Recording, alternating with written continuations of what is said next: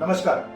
Chandipura virus એ મગજને અસર કરતો અને રેપિડલી અસર કરતો એક વાયરસ છે જે ચાંદીપુરા ગામ જે મહારાષ્ટ્રમાં આવેલું છે એમાં 1965માં દેખા દીધેલું. ત્યારથી આનું નામ ચાંદીપુરા વાયરસ પડ્યું છે.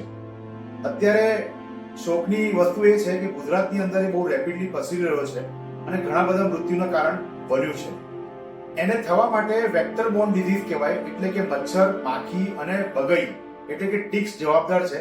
એની અંદર આ વાયરસ રહેલા હોય, જ્યારે આ લોકો આપણને કરડે ત્યારે એનું બ્લડ એનો સલાઈવા આપણા બોડીમાં એન્ટર થાય અને એનાથી આ ચાંદીપુરા વાયરસ ફેલાતો હોય છે. ચાંદીપુરા વાયરસની અંદર બાળકોની અંદર જન્મથી લઈને 14 વર્ષના બાળકોમાં અસર વધારે દેખાય છે.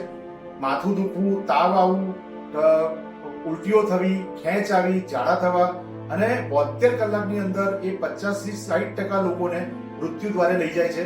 એ આ ચાંદીપુરા વાયરસ છે.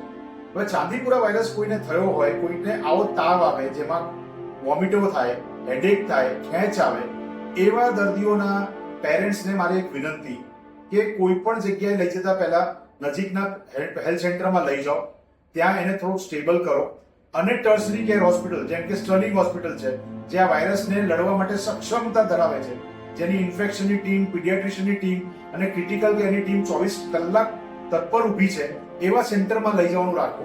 અને જ્યારે ટ્રાન્સપોર્ટ કરતા હો ત્યારે બહુ સાવચેતી રાખીને એને આઈસીયુ વ્હીલની અંદર લઈને આવો, જે આવા સેન્ટરની અંદર ઉપલબ્ધ હોય છે.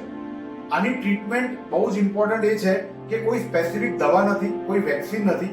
એની દવા મગજને જે સોજો હોય એને ઉતારવાની કરવાની હોય, વત્તા જે ખેંચ આવતી હોય એની કરવાની હોય.